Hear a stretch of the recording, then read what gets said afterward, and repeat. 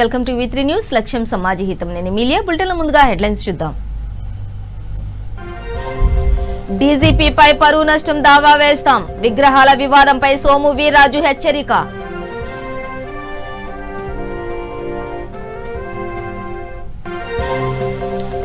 మత విద్వేషాలు రెచ్చగొడితే ఊరుకోం. మంత్రి వెల్లంపల్లి శ్రీనివాస్ స్పష్టం.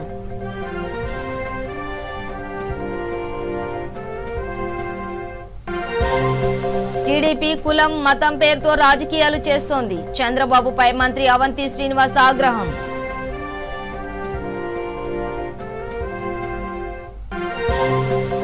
సూర్యాపేట పట్టణంలో మంత్రి జగదీశ్వర్ రెడ్డి పర్యటన. పలు అభివృద్ధి కార్యక్రమాలకు శంకుస్థాపన.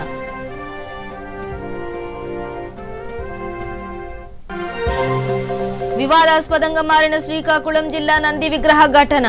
16 మందిపై కేసు నమోదు చేసిన పోలీసులు.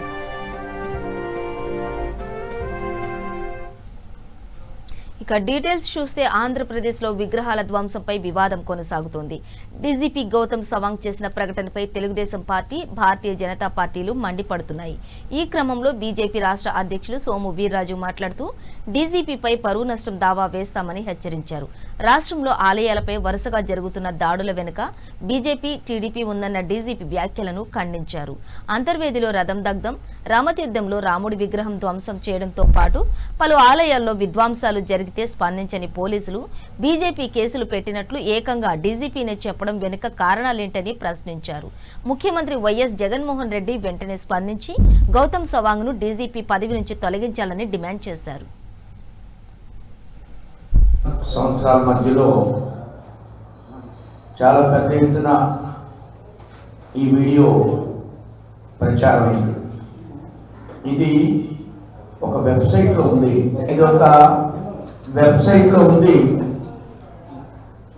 ఆ వెబ్సైట్లో ఉన్న దాన్ని ఇప్పుడు బయట పెట్టారు. ఈ బయట పెట్టడానికి ప్రధానమైన కారణం ఏంటి? బయట పెట్టి వారి మీద పెట్టినటువంటి ఇది ఒక దారి మళ్లించే చర్యగా భారతీయ జనతా పార్టీ భావిస్తుంది. మేమేదో హిందూ మత భావానికి విరుద్ధంగా మాట్లాడిన వ్యక్తి మీద మేము కేసులు పెట్టాం అనే ఒక ఐవాష్ చర్యగా దీంట్లో కూడా అన్య మతస్థులపై మత ప్రచారం చేయడం అని ఒక నామినల్గా కొన్ని యాక్టివ్ వారి మీద పెట్టారు. ఇది తప్పు. నేను విగ్రహాలను కాళ్ళతో చదువుతానన్నాడు ఆయన. నేను చాలా హ్యాపీ ఫీల్ అవుతున్నానని చెప్పారు ఆయన. కానీ ప్రభుత్వం దాని మీద స్పష్టంగా ఇది తప్పు అని డీజీపీ కానీ సవాంగ్ గారు కానీ ప్రభుత్వ అధినేత కానీ ఎక్కడా ప్రకటించకుండా ఒక కేసు పెట్టడం. ఆయన చాలా గర్వంగా 699 చర్చిల్లో చర్చిలు ఉన్నాయి, ఇంతమంది పాస్టర్స్ ఉన్నారు, 3000 మంది సుమారు పాస్టర్స్ ఉన్నారు. ఈ విషయాలన్నీ కూడా ప్రస్తావించాను. నేను ఈ రాష్ట్ర ప్రభుత్వాన్ని ఒక ప్రశ్న వేస్తున్నాను. ఈ ముఖ్యమంత్రి గారిని, ప్రవీణ్ ప్రకాష్ జీతాలు ఇచ్చి ప్రవీణ్ చక్రవర్తి జీతాలు ఇచ్చి పాస్టర్లు పెట్టి ప్రచారం చేస్తున్నానని చెప్పారు. దీని మీద కేసు పెట్టారు. కానీ ముఖ్యమంత్రి గారు కూడా పాస్టర్లకు శాలరీస్ ఇస్తున్నారు. ఎవరి డబ్బది?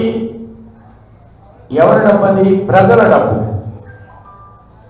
డబ్బు పాస్టర్స్కి శాలరీస్ ఇవ్వడం రాజ్యాంగ విరుద్ధం.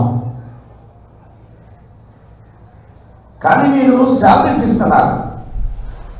మీరు చంద్రబాబు మాదిరి వైఎస్ జగన్ ప్రభుత్వం బెదిరింపులకు భయపడే ప్రభుత్వం కాదని, మత విద్వేషాలు రెచ్చగొట్టే రాజకీయ శక్తుల అంతు చూస్తుందని రాష్ట్ర దేవాదాయ శాఖ మంత్రి వెల్లంపల్లి శ్రీనివాస్ స్పష్టం చేశారు.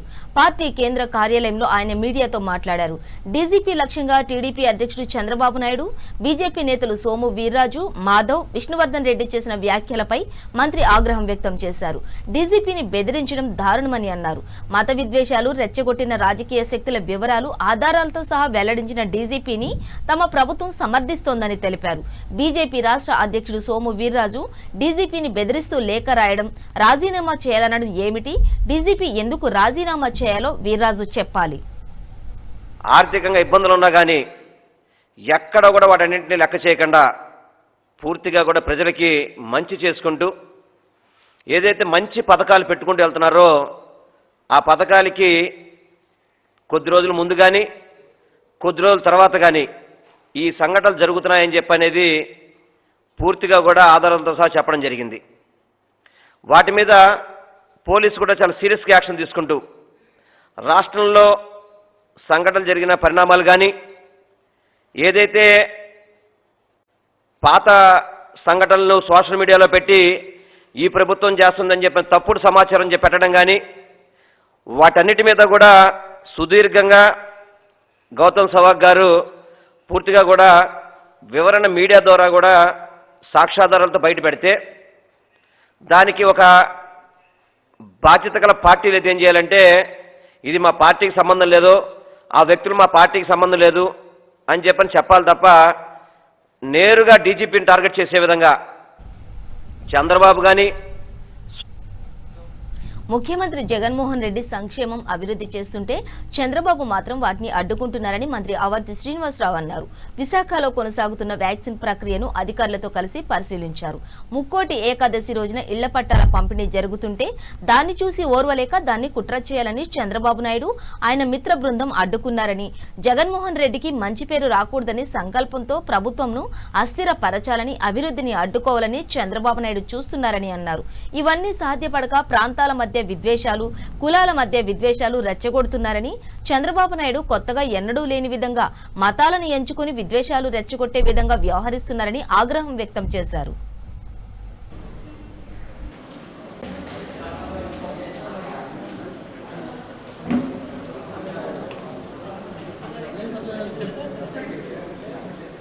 ఇప్పుడు 400 డోసెస్ 4000 నిన్న 100 అయిపోయింది సార్.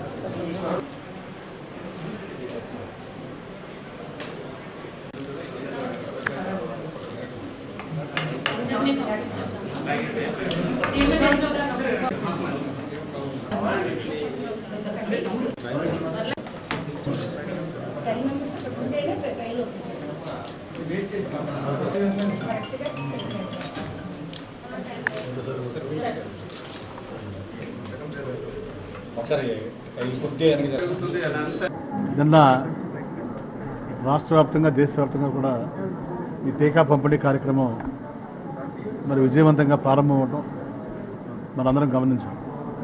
మరి వేసుకున్న వాళ్ళందరూ కూడా ఎలాంటి సైడ్ ఎఫెక్ట్స్ లేకుండా వాళ్ళందరూ కూడా చాలా చక్కటి ఆరోగ్యంతో ఉన్నారు.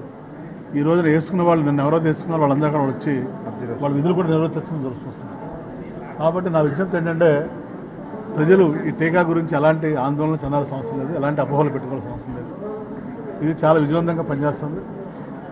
కాబట్టి ప్రభుత్వ నిబంధనల ప్రకారం ముందుగా ఈ ఫ్రంట్ లైన్ వర్కర్స్ ఎవరైతే ఉన్నారో ఈ వైద్య సిబ్బంది, ఆయాలు కానీ నర్సులు కానీ మొత్తం ఈ ఫ్రంట్ లైన్ వర్కర్స్ వాళ్ళందరికీ కూడా రేపు 20వ తారీఖు వరకు వేయడం జరుగుతుంది. దీని గురించి వీళ్ళు వేసుకున్న తర్వాత మళ్ళీ మిగిలిన అఫీషియల్స్, ఈ పోలీస్ అఫీషియల్స్ కానీ ఈ పంచాయతీ నిధులు నిర్వర్తించే అఫీషియల్స్ కానీ అందరూ కూడా వేయడం జరుగుతుంది. ఇలా దశల వారీగా మరి ఒక 4 రోజుల్లో 30 కోట్ల మంది, తర్వాత సీనియర్ సిటిజన్స్కి, జనరల్ పబ్లిక్ వేయడం జరుగుతుంది. 30 కోట్ల మందికి వేస్తారు. ముఖ్యంగా మన రాష్ట్రం వరకు చూసుకుంటే ఈ కోవిడ్ టెస్ట్లో అత్యధికంగా చేసిన రాష్ట్రం దేశంలోనే ఆంధ్రప్రదేశ్ రాష్ట్రం.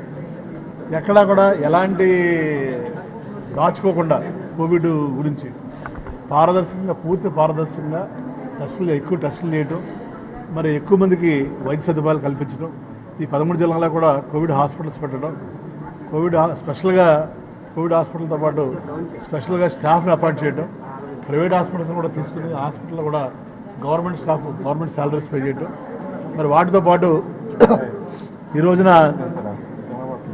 మరి ఆ రోజు మనకి కరోనా వచ్చినప్పుడు కరోనా ఎక్కడ మనం అసలు ఏడో తెలియదు, దానికి ఏం మందు ఇవ్వాలి, ఏం మాత్రం వేయాలి, ఏం చేయాలో కూడా తెలియని పరిస్థితి నుంచి ఈ రోజున పూర్తిగా కరోనాని అదుపులో ఉంచే స్థాయికి అన్ని హాస్పిటల్స్ అందులో డాక్టర్ సిబ్బందిని, తర్వాత వాళ్ళకి కావాల్సిన మెడిసిన్స్ కానీ వాళ్ళకి కావాల్సిన ఫెసిలిటీస్ కానీ విమ్సే తీసుకుంటే 600 బెడ్లో మరి. సూర్యాపేట పట్టణ అభివృద్ధికి ప్రభుత్వం కృషి చేస్తోందని రాష్ట్ర విద్యుత్ శాఖ మంత్రి గుంతకండ్ల జగదీశ్వర్ రెడ్డి అన్నారు. సూర్యాపేట మున్సిపాలిటీ పరిధిలో నిర్వహించిన పలు అభివృద్ధి కార్యక్రమాలకు మంత్రి శంకుస్థాపన చేశారు. ఈ సందర్భంగా కౌన్సిలర్ రాపర్తి శ్రీనివాస్ గౌడ్ మాట్లాడుతూ పట్టణ అభివృద్ధికి మంత్రి జగదీష్ రెడ్డి తగిన ప్రణాళికలు అమలు చేస్తున్నారని చెప్పారు. వరుసగా రోడ్ల విస్తీర్ణం, ట్యాంక్ బండ్ సుందరీకరణ, శ్మశాన వాటిక అభివృద్ధి, హరితహారం వంటి పలు అభివృద్ధి కార్యక్రమాలకు శ్రీకారం చుట్టారని అన్నారు.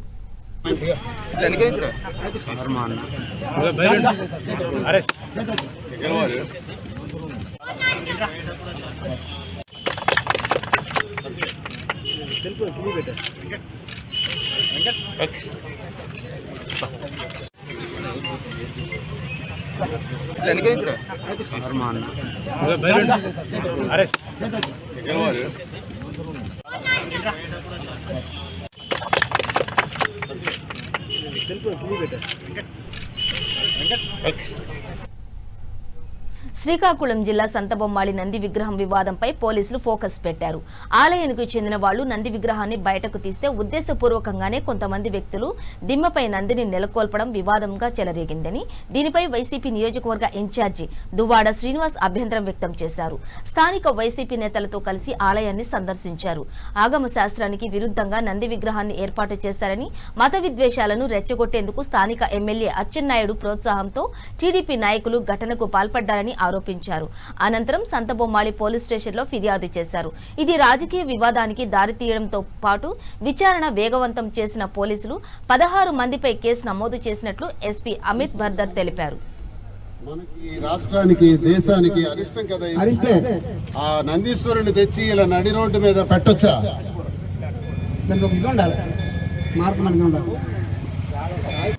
నిన్న సంతబొమ్మాళి పిఎస్ లిమిట్స్లో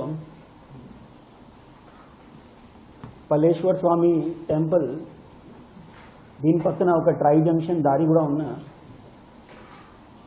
ఆ దారి పైన ఆ పల్లేశ్వర స్వామి టెంపుల్ గుడి వాళ్ళు కమిటీ మెంబర్తో పాటు కొంతమంది ఆ టెంపుల్ నుండి మన నందేశ్వర స్వామి ఈ బొమ్మని బయట తీసి ఒక ట్రై జంక్షన్ దగ్గర మధ్యలో ఉన్న ఆల్రెడీ ఎగ్జిస్టింగ్ పిల్లర్ పైన దీన్ని ఇన్స్టాల్ చేశారు. ఈ విషయంలో మీ అందరికీ అవగాహన కూడా ఉన్నా, అండ్ దీని విషయంలో నిన్న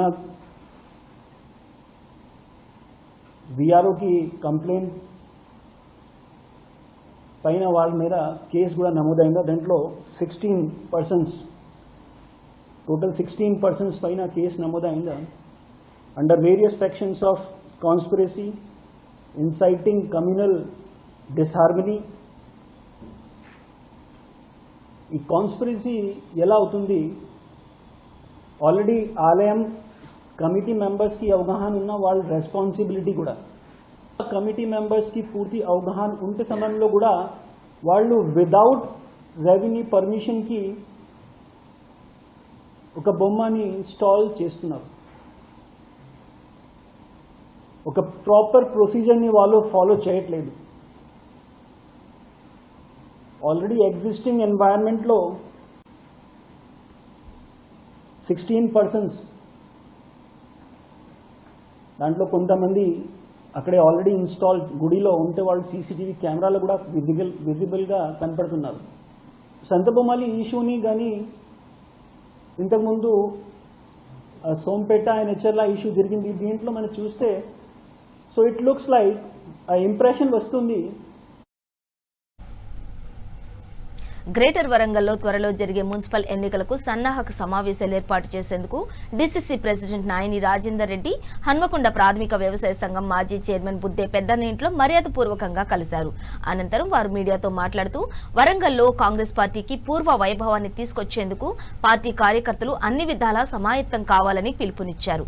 కార్యకర్తలను నడుం బిగించాలని కోరారు. ఈ కార్యక్రమంలో డివిజన్ ప్రెసిడెంట్లు, వివిధ గ్రామాల పార్టీ అధ్యక్షులు, యూత్ ప్రెసిడెంట్లు, కాంగ్రెస్ కార్యకర్తలు పాల్గొన్నారు.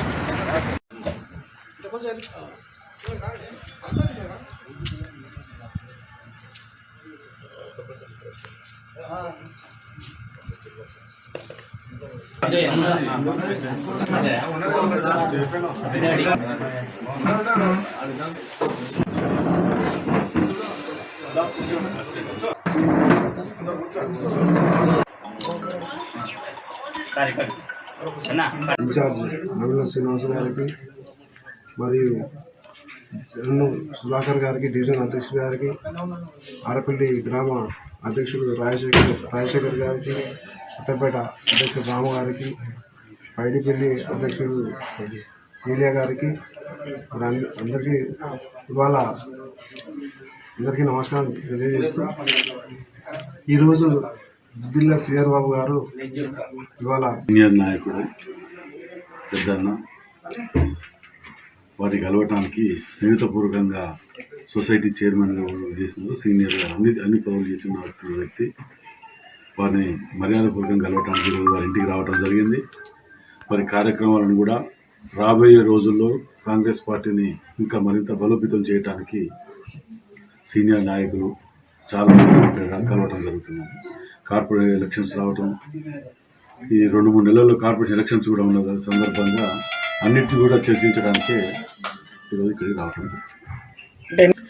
అన్నీ అనుకోవచ్చు, అన్నీ కూడా ఏది కూడా ఇదనేది లేకుండా ఇందులో ఇప్పటికెళ్ళి ఇదే మొదటి ప్రారంభం. ఇప్పుడు ముఖ్య నాయకులు శ్రీధర్ బాబు గారు ఈరోజు మన భూపాలపల్లి నుంచి జాతరకు రావడం జరుగుతుంది. 5 జాతరకు ప్రతి 4 రోజులకు ఒక నాయకులు, రాష్ట్ర నాయకులు కూడా ఇక ముందు వచ్చి దీని మీద ఈ కేంద్ర రాష్ట్ర ప్రభుత్వాలు ఏ విధంగానైతే భయంకరమైన వాతావరణాన్ని సృష్టిస్తున్నాయో వాటన్నిటి కూడా ప్రజలకు క్లుప్తంగా వివరించడానికి రాష్ట్ర నాయకత్వం అంతా కూడా ఇక్కడ మరోసారి చేయడానికి రావడం జరుగుతుంది. ప్రస్తుత శాసనసభ్యులు మంత్రిని శాసనసభ్యులు గౌరవనీయులు శ్రీధర్ బాబు గారు, పెద్దలు రాజేందర్ రెడ్డి గారి సూచన మేరకు ఐలోని దేవస్థానం సందర్శనార్థమై ఈరోజు ఇక్కడ పెద్దన్న గారి ఆధ్వర్యంలో, అలాగే డివిజన్ ప్రెసిడెంట్ సుధాకర్ గారు, ఇక్కడున్న ముఖ్య నాయకుల ఆధ్వర్యంలో ఆయనకు వెల్కమ్ చెప్పేందుకై ఇక్కడ రావడం జరిగింది. అనివార్య కారణాల వల్ల ఆయన వయా కరీంనగర్ నుంచి వస్తానని తిరుమల శ్రీవారిని పలువురు ప్రముఖులు దర్శించుకున్నారు. పంజాబ్ రాజ్యసభ సభ్యుడు శంషర్ సింగ్, తెలంగాణ ఎమ్మెల్సీ మహేందర్ రెడ్డి, ఆంధ్రప్రదేశ్ ముఖ్యమంత్రి అదనపు కార్యదర్శి K Dhanunjaya Reddy, AP NGO అధ్యక్షుడు చంద్రశేఖర్ రెడ్డి దర్శించుకుని ప్రత్యేక పూజలు చేశారు. దర్శనం అనంతరం స్వామివారి తీర్థ ప్రసాదాలను అందించారు.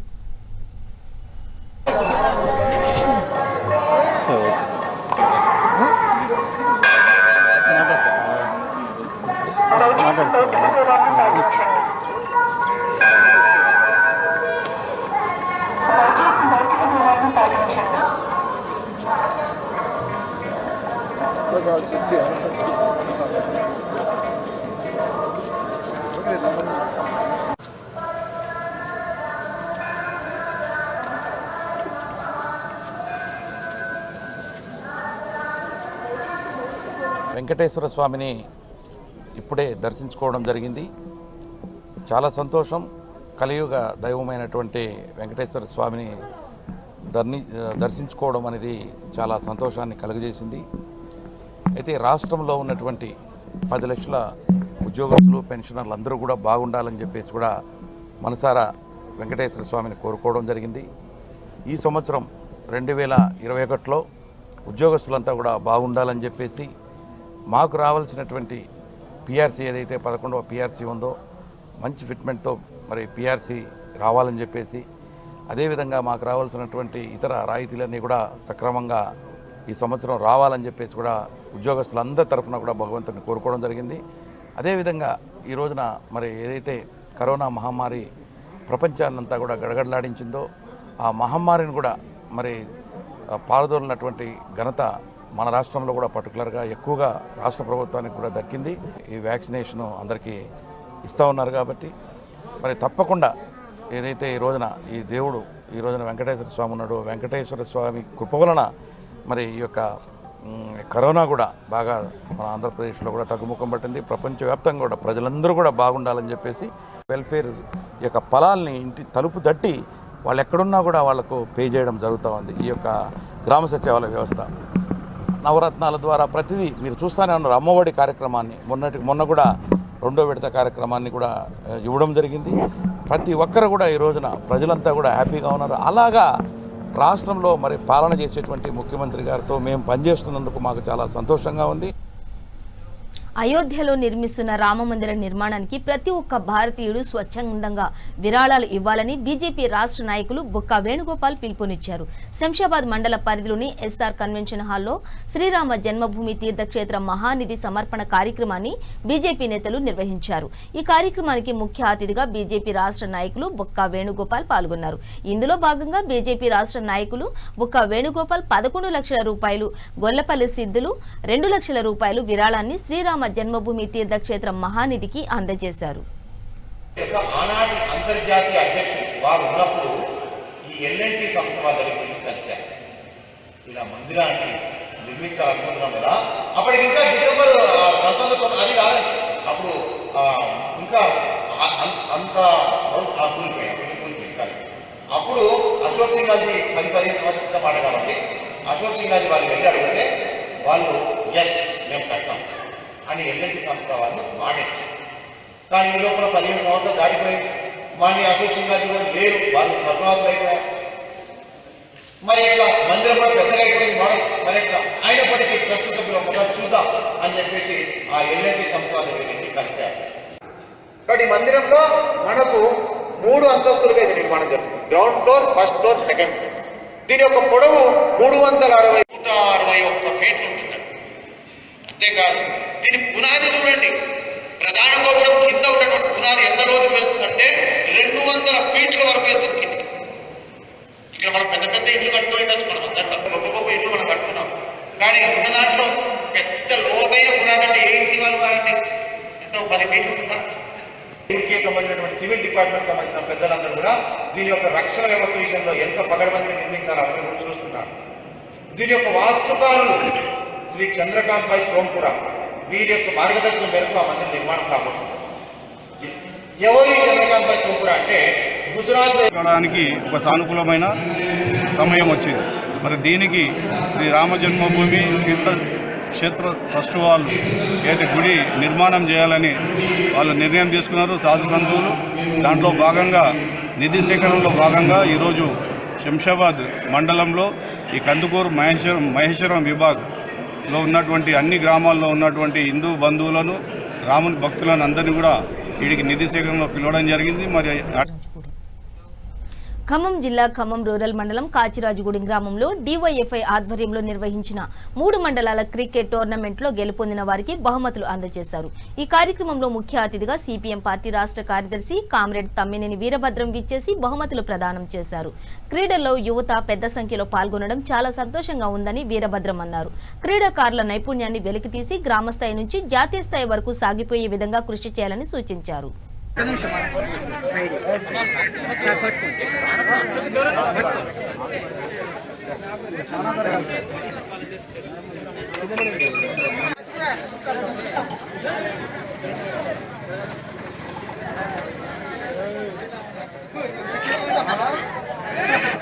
పది రోజుల క్రికెట్ టోర్నమెంట్ నిర్వహించిన మన గ్రామ శాఖ, అలాగే దీనికి ముందుండి నడిపించిన మురళి, ఇంకా యూత్ సభ్యులు దీన్ని చాలా ఘనంగా చాలా అందంగా కూడా దీన్ని తీర్చిదిద్దారు.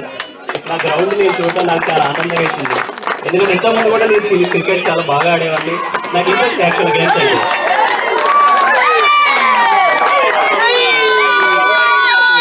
అంత మంచిగా అనిపించలేదు.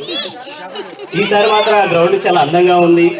ఆ బౌండరీస్ అయితే, అలాగే యూత్ కి ఆ డ్రెస్ కోడ్, ఇవన్నీ ఏంటంటే పిల్లల్లో ఉత్సాహాన్ని నింపేస్తాయి అన్నట్టు. ఆ డ్రెస్ కోడ్ చూడడంతోనే ఇది ఒక గేమ్, దీనికి స్పిరిట్ అనేది వస్తుంది. అలాగే గేమ్స్ అనేవి ఎప్పుడు కూడా పిల్లలకి ఉల్లాసాన్ని, అలాగే మానసిక ఆరోగ్యాన్ని, స్ట్రెంగ్త్ ని, ఫిట్నెస్ ని కలుగజేస్తాయి. మనం ఇప్పుడు మనం ఆడే ఆటలే మన ఫ్యూచర్. అంటే మనం ప్రజెంట్ ఇంకా నెక్స్ట్ 20 సంవత్సరాలు 30 సంవత్సరాలు మనం ఏదైతే అందరికీ సంక్రాంతి శుభాకాంక్షలు. ఈ సంక్రాంతి పర్వదినాన ఈ సందర్భంగా కాచిరాజగూడెం కేంద్రంలో దాదాపు 3 మండలాల ప్రాంతంలో క్రికెట్ పోటీలు నిర్వహించడం చాలా సంతోషకరం.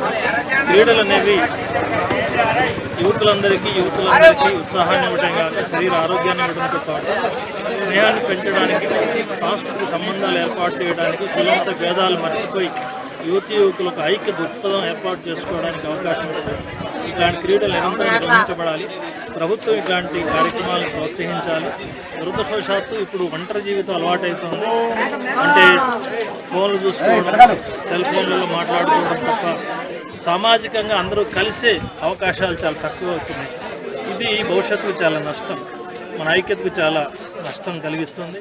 కాబట్టి రాబోయే కాలంలో ఇలాంటి కార్యక్రమాలు మరిన్ని ఉత్సాహంగా జరగాలని ఈ సందర్భంగా ఈ మంచి కార్యక్రమాన్ని నిర్వహించిన డివైఎఫ్ఐ గ్రామ కమిటీకి, జిల్లా కమిటీకి ధన్యవాదాలు. బాసరలోని శ్రీజ్ఞాన సరస్వతి అమ్మవారిని నిర్మల్ జిల్లా జాయింట్ కలెక్టర్ హేమంత్ బోర్కడే దంపతులు దర్శించుకున్నారు. ఆలయ అధికారులు, అర్చకులు, వేద పండితులు వారికి ఆలయ మర్యాదలతో స్వాగతం పలికారు. ఆలయంలో ప్రత్యేక పూజలు చేసి కూతురు ముక్తా బోర్కడేకు అమ్మవారి సన్నిధిలో అక్షరాభ్యాసం చేయించారు. ఈ సందర్భంగా ఆలయ అధికారులు వారిని శాల్వాతో సన్మానించి సరస్వతి అమ్మవారి చిత్రపటాన్ని బహుకరించారు.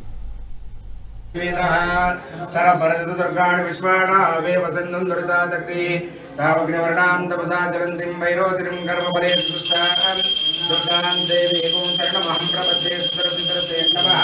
अग्ने त्वमेर्बहुलानुपूर्वे भवातो कायतनयाय संयो विश्वानि नो दुर्गाः जातवेदो सिन्नन्नाव अग्ने त्रिवस्मन्तात् गुणानो स्माकं बोधिर्दधा तरुणां कृतराजितकोसा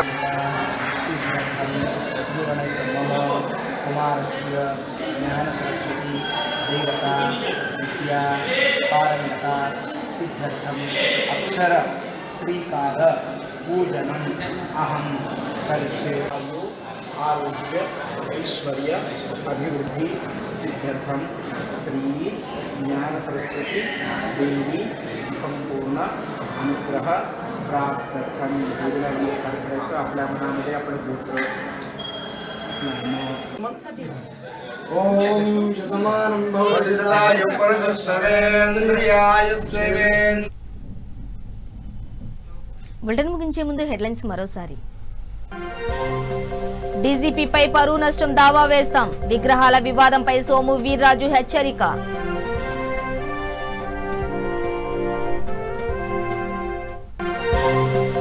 మత విద్వేషాలు రెచ్చగొడితే ఊరుకోం, మంత్రి వెల్లంపల్లి శ్రీనివాస్ స్పష్టం.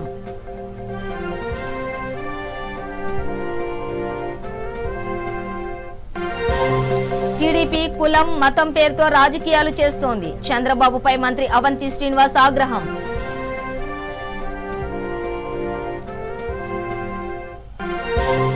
సూర్యాపేట పట్టణంలో మంత్రి జగదీశ్వర్ రెడ్డి పర్యటన, పలు అభివృద్ధి కార్యక్రమాలకు శంకుస్థాపన.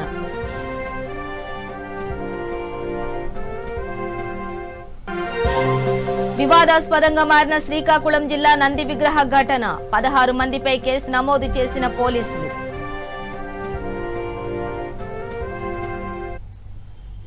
ఇవి బులెటిన్ డీటెయిల్స్. చూస్తూనే ఉండండి V3 న్యూస్, లక్ష్యం సమాజహితం.